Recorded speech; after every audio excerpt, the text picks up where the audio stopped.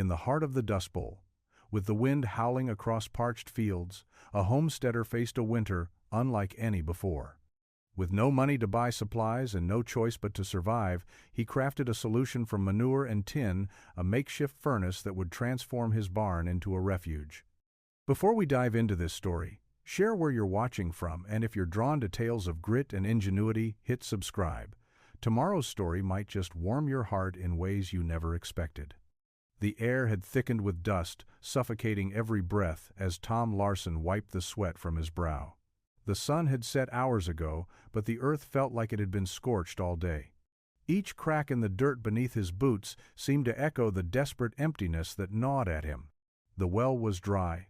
The crops had failed long ago, and the only thing left of the land he'd worked so hard to claim was the crumbling barn, standing at the edge of the homestead like a memory of better days.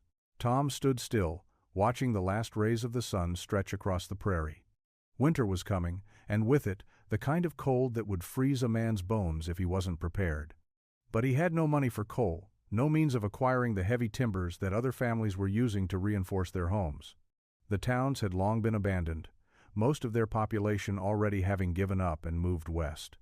The promise of the American dream had withered in the dry winds, and those who remained behind were bound to fight for every scrap of warmth, every breath of clean air. His neighbors had abandoned the land, one by one. Only a few remained, living in makeshift homes, their attempts to build sturdy barns and shelters left abandoned for lack of supplies. The soil was cracked and unforgiving, and it seemed to mock him with each gust of wind that carried away his dreams. But Tom wasn't ready to leave. He had made this land his own, claimed it with his hands, and now he would find a way to survive, even if it meant doing the impossible. He had been thinking about the barn for days. He knew the tin was his only resource. The barn's roof had been patched with it, the walls lined with it where the wind had torn at the wooden beams, but that metal could serve a far greater purpose, if only he could think of a way to use it. The warmth of the fire was all he had.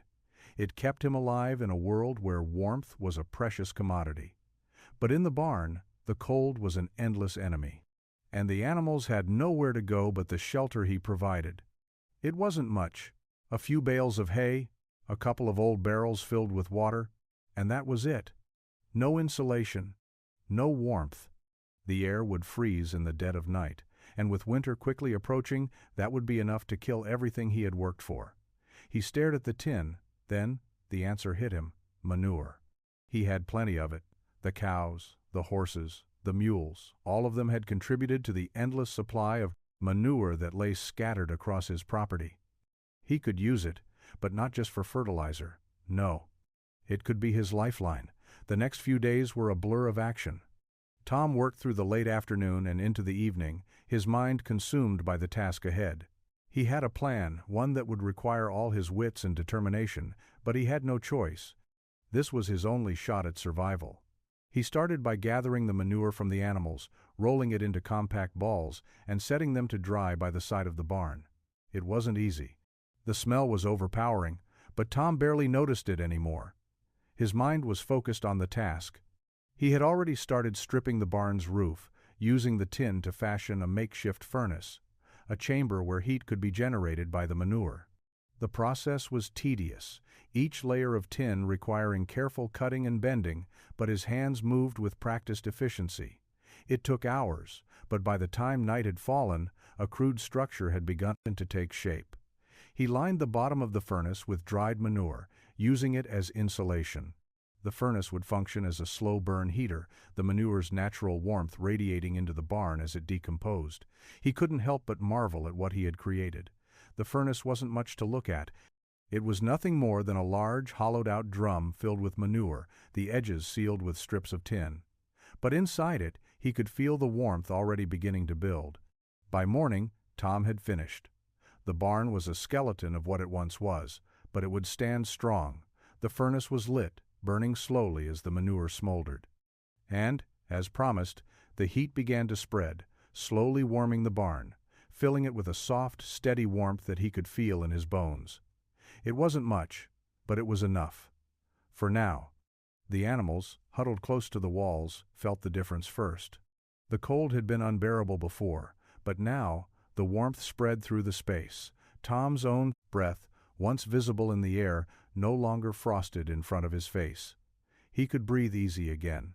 And for the first time in months, Tom allowed himself a moment of peace. Tomorrow, the wind would still blow, the dust would still choke the earth, and the world would still be a harsh, unforgiving place. But today, he had won. And that was all that mattered.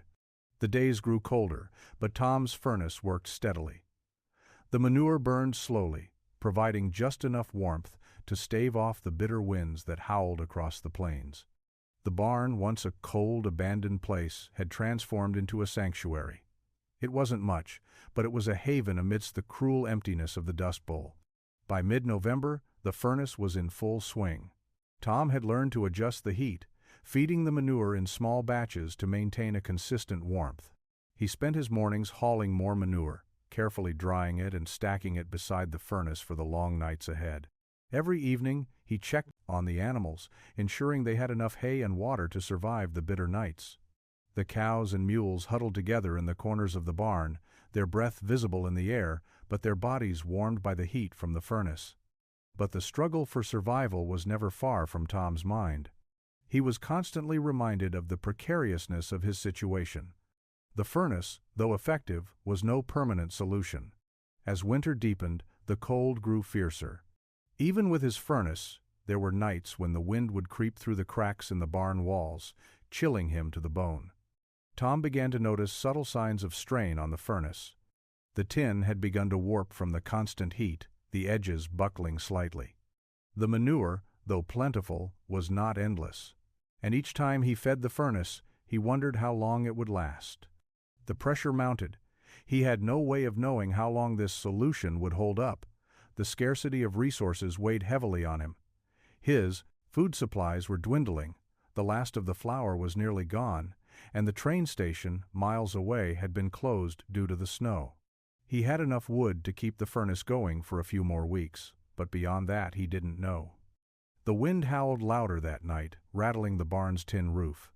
Tom checked the furnace again, feeding in another layer of manure, and sat beside it, watching the slow burn.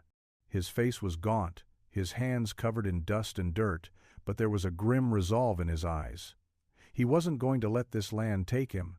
He had faced the dust storms, the failed crops, and the isolation. He would face the winter the same way, one step at a time. As December settled over the plains, the storm's fury intensified. Snowstorms rolled in with relentless force, covering everything in a blanket of white. The land, already hollowed out by dust, now lay hidden beneath the snow, as if it too was trying to escape the suffocating weight of winter.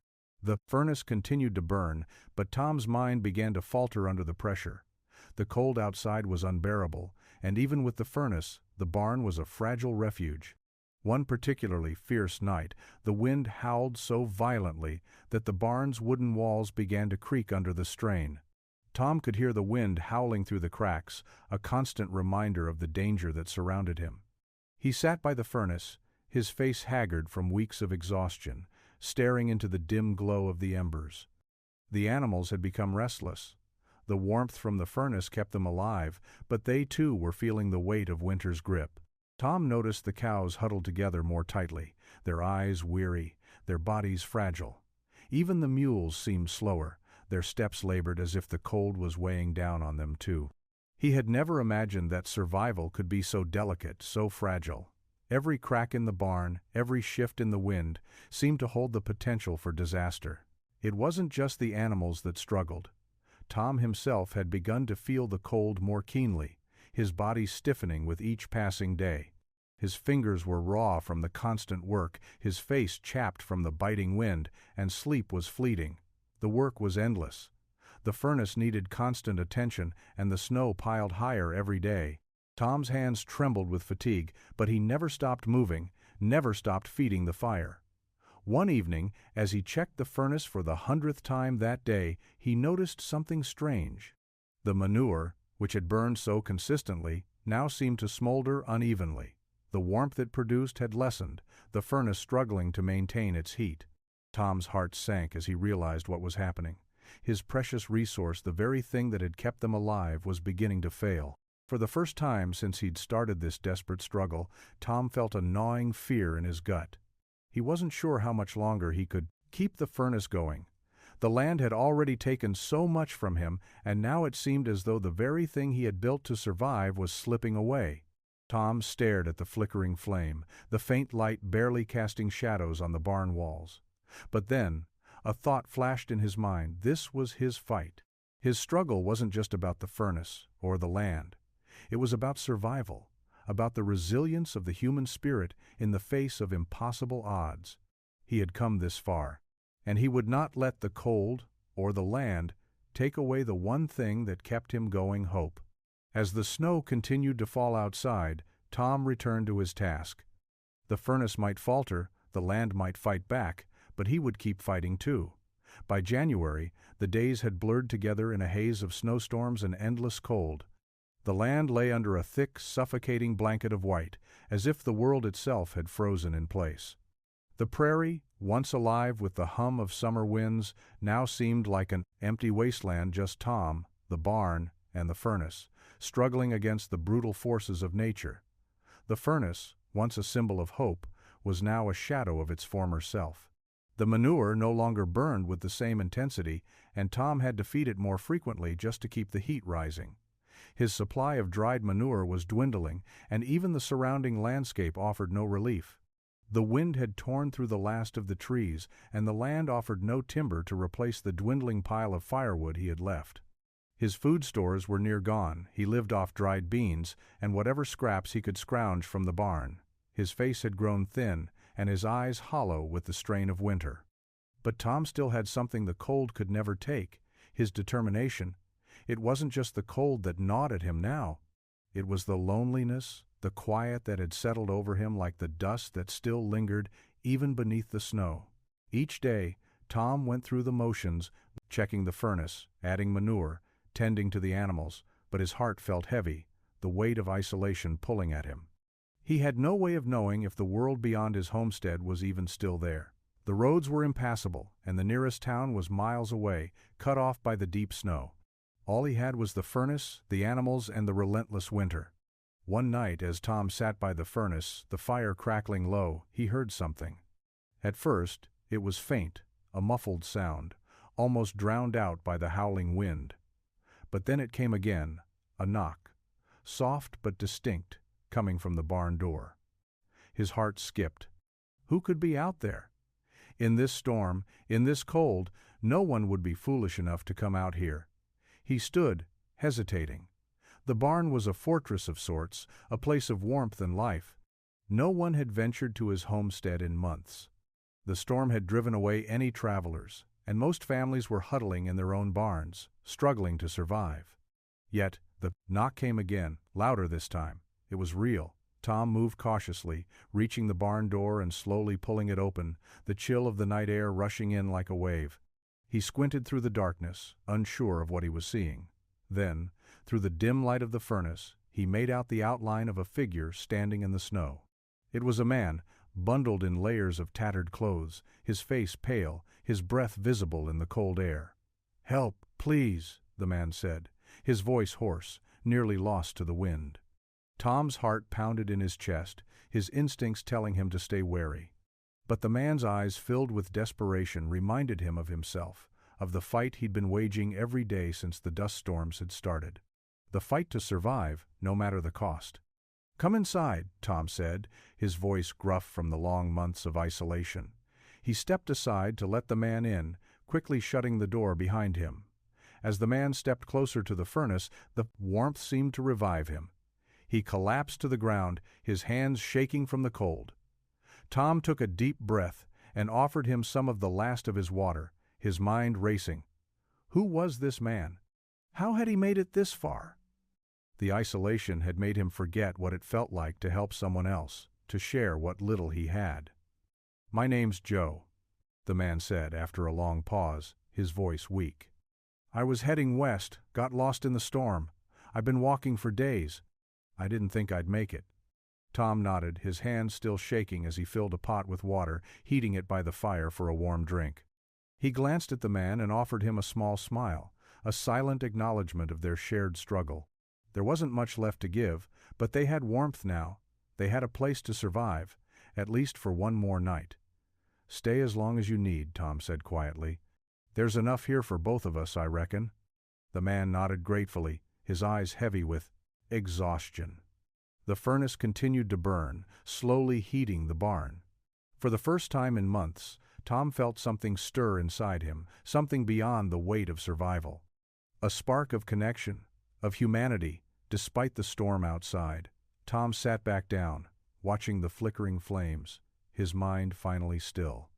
They were both fighters in a world that seemed determined to crush them, but for tonight, they had made it not just by their own will, but by sharing the fight. In that small, flickering light of the furnace, the two men found a brief moment of peace, and that, for now, was enough.